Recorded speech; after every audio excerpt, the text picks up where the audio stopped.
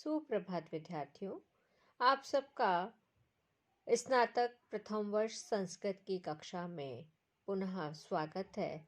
हम भर्तृहरि द्वारा विरचित नीतिशतकम नामक मुक्तक काव्य पढ़ रहे थे। दुर्जन पद्धति के श्लोक पढ़ना हमने प्रारंभ कर दिया है। आज हम दुर्जन पद्धति का श्लोक संख्या 55वां पढ़ रहे हैं। पद्य इस प्रकार से है। जाड्यम ह्रीमति गण्यते व्रतरुचो दम्भः शुचौ कैत्वम् शूरे निर्घण्टा मुनौ विमतिता दैन्यं प्रियालापिनी तेजस्विन्यः अवलिप्तता मुखरता वक्त्र्यशक्तिः स्थिरे तत्को नाम गुणो भवेत् स गुणिनां यो दुर्जनैः न अंकितः। यहाँ पे कवि भर्तृहरि कह रहे हैं कि दुर्जन व्यक्ति ने ऐसा कौन सा गुण है जिसमें दोष का दर्शन न किया हो। दुष्ट लोग गुणों को भी दोष रूप में देखते हैं, यह बात इसमें कही गई है। शब्दार्थ देखिए। जाड्यम ह्रीमति, ह्रीमति यानी लज्जाशीलता। अगर कोई व्यक्ति में शर्म है, लज्जाशीलता है, तो उसे कहते हैं जाड्यम यानी मूढ़ता। व्रत रुचौ, व्रत में अगर रुचि रखता है तो दंभा, उसको पाखंडी। शुचौ कैत्वम, अगर वह पवित्रता रखता है तो पवित्रता में कैत्वम यानी धूर्तता। शूरे, व्यक्ति अगर शूरवीर है तो उसमें निर्घणता यानी क्रूरता। मुनौ, मननशील व्यवहार है तो विमतिता, बुद्धिहीनता। कहते हैं दैन्यम, अगर वह प्रियलापिनी, मीठा बोलने वाला है, प्रिय वार्तालाप करने वाला है, तो उसमें दीनता, तेजस्विन्या अवलिप्तता, मुखरता वक्त्र्य शक्ति स्थिरे। अगर वह अवलिप्त तेजस्वी है तो उसमें अवलिप्तता का दोष देखते हैं। मुखरता वक्त्र्य शक्ति, बोलने में अगर चातुर्य है तो मुखरता, बड़बोला कहते हैं। तत्को नाम गुणौ भवेत्, तो ऐसा कौन सा गुण हो, सा गुणिनाम, गुणीजनों का, यो दुर्जनैः न अंकिता, जिसे कि दुर्जन लोगों ने कलंकित न किया हो। यानी जो गुण है उसमें भी दुर्जन लोग, दुष्ट प्रवृत्ति के लोग दोष दर्शन करते हैं, यह बात कवि ने कही है।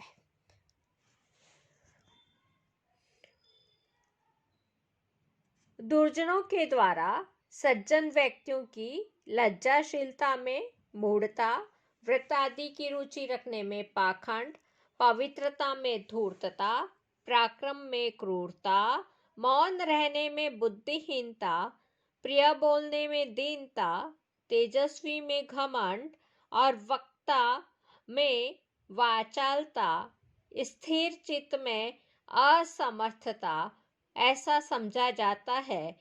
इसलिए कवि कहता है गुणवानों का वह कौन सा गुण है जो कि दुर्जनों के द्वारा कलंकित नहीं किया गया हो। गुणों पर दोषारोपण करना दुर्जनों का स्वभाव होता है। यह बात बहुत सुंदर ढंग से कही है।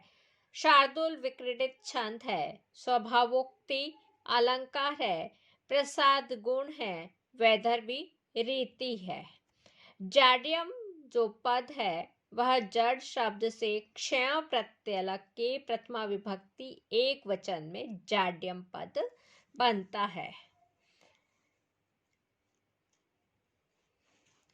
ना अंकित, ना शब्द है और फिर उससे अंकित हुआ और फिर इतच प्रत्यय लगा, प्रथमा विभक्ति एक वचन में ना अंकितः।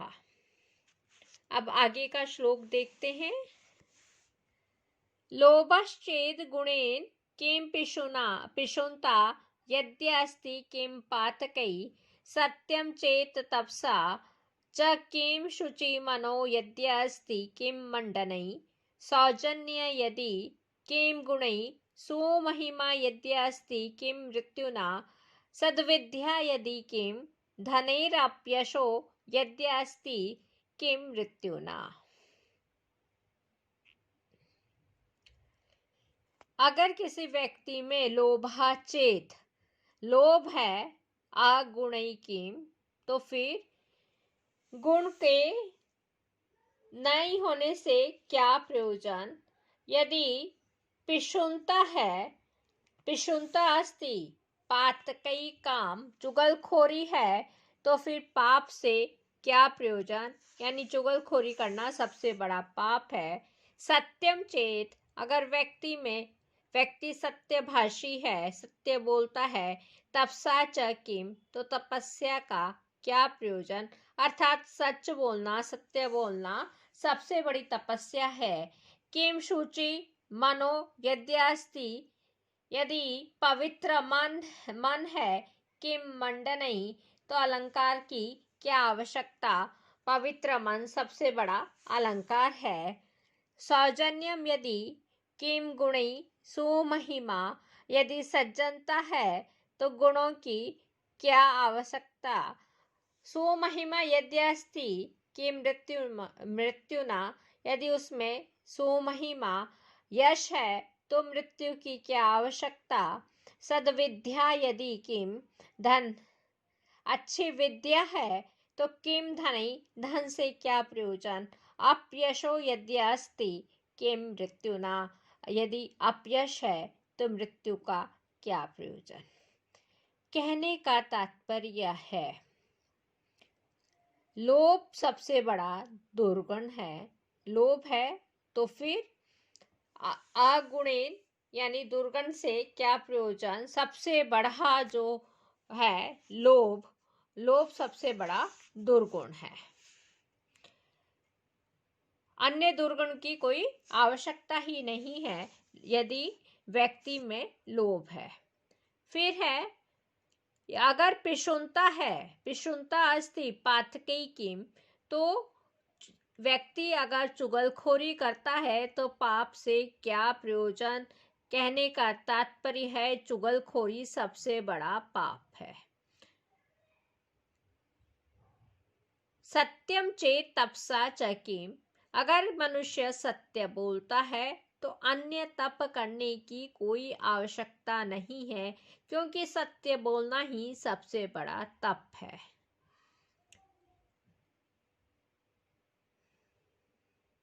यदि सुमहिमा अस्ति मंडनै किम, अगर व्यक्ति की सुमहिमा है यानी यश है तो सुमहिमा अस्ति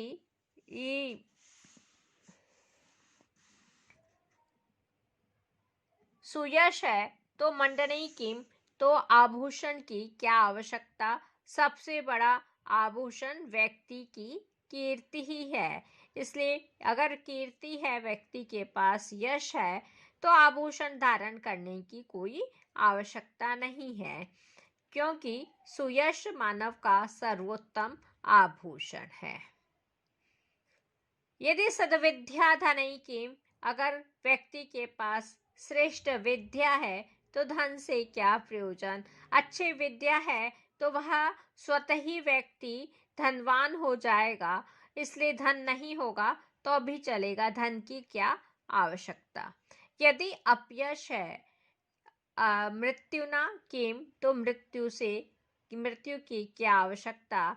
व्यक्ति का अपयश चारों तरफ फैला हुआ है तो मृत्यु की कोई आवश्यकता नहीं है, क्योंकि अपयश मृत्यु से भी अधिक कष्टप्रद होता है। कवि ने लोभ को दुर्गुण, चुगलखोरी को पाप, सत्य को तप, पवित्र मन को तीर्थ और सौजन्य को गुण, सुयश को आभूषण और सद्विद्या को उत्तम धन और अपयश को मृत्यु बताया है। शार्दुल विक्रीडित छंद है, अर्थापत्ति अलंकार है, प्रसाद गुण वैदर्भी रीति। अब आगे का श्लोक 57वां श्लोक है। शशि दिवस धूसरो गलित यौवना कामिनी सरो विगत वारिजम मुखम अनक्षरहं स्वाकृतेः प्रभुर्धन परायणः सतत दुर्गतः सज्जनो नृपांगणगतः खलो मनसि सप्तशल्यानि में।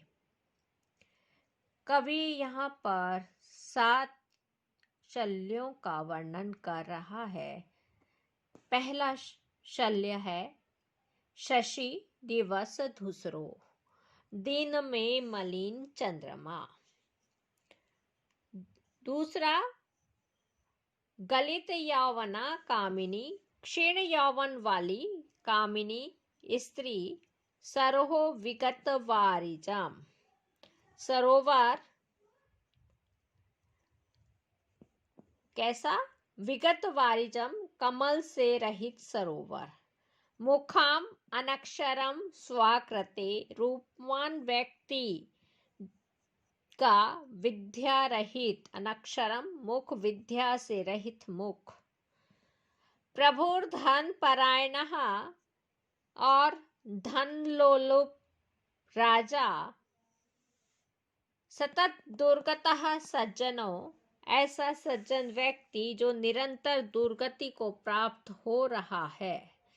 नृपांगणगतः खलो, राजसभा में पहुंचा हुआ दुष्ट व्यक्ति। में मनसी, मेरे मन में। सप्त शल्यानि, ये 7 शल्य हैं, कांटे हैं।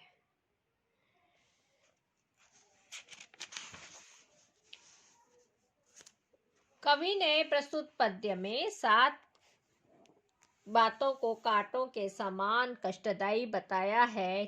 पहला तो है चंद्रमा दिन में निस्तेज हो जाता है, उसकी शोभा नहीं होती। दूसरा शल्य है स्त्री का यौवन ढल जाता है तो उसकी शोभा कम हो जाती है। तीसरा, कमल से रहित सरोवर भी प्रिय नहीं लगता। चौथा, कोई व्यक्ति सुंदर है किंतु विद्या रहित है तो वह सुशोभित नहीं होता। पांचवा, राजा यदि धन का लोभी है तथा वह दानी उदार नहीं है तो भी वह शल्य के समान ही खटकता है। कोई सज्जन व्यक्ति है किंतु धन से हीन है तो यह भी कष्टदायी स्थिति है।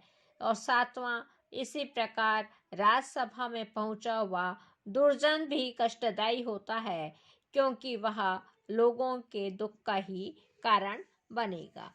यहाँ पर दीपक अलंकार है, पृथ्वी छंद है, प्रसाद गुण, वैदर्भी रीति।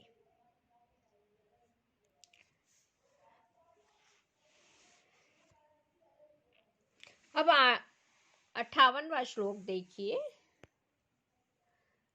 न कश्चित् चंडकोपानाम आत्मयो नाम भूभुजाम होतारम अपि जुह्वानम स्पृष्टो दहति पावकः। इस श्लोक में कवि क्रोध के फल को स्पष्ट कर रहा है। चंडकोपानाम भूभुजाम, प्रचंड कोढ़ वाला राजा। कश्चित् आत्मीय, ना, कोई उसका अपना नहीं होता। ऐसा न कश्चित् चंडकोपान आत्मयो नाम भूभुजाम। भूभुजाम अर्थात राजा का। कैसा राजा है? चंड कोपान, चंड प्रचंड कोप वाला, प्रचंड क्रोध वाला, राजाओं का कश्चित नाम न, कोई भी अपना नहीं होता। पावकः स्पृष्टः सन, स्पर्श किया गया, अग्नि, पावक अर्थात अग्नि, जोया जोवान होतारम अपि दहती, हवन करने वाला होता भी जलाता है। जो राजा प्रचंड क्रोध करने वाला होता है उसका कोई भी व्यक्ति आत्मीय नहीं होता, क्योंकि क्रोधी व्यक्ति क्रोधी राजा को जब क्रोध आ जाए तथा कब वह दंड दे देवे यह नहीं कहा जा सकता, इसलिए लोग क्रोधी राजा की निकटता नहीं चाहते हैं। अनुष्टुप छंद है, दृष्टांत अलंकार है, वैदर्भी रीति है, प्रसाद गुण है।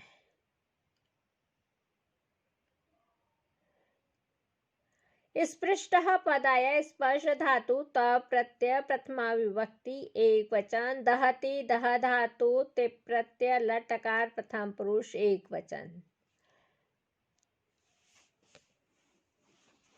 आगे देखिए,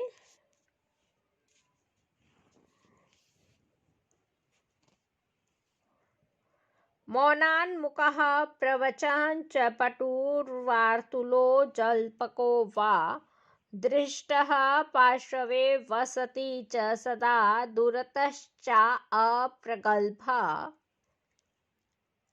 क्षान्त्या भीरुर्यदि न सहते प्रायशो नाभिजातः, सेवा धर्मः परम गहनो योगिनाम अप्य अगम्य।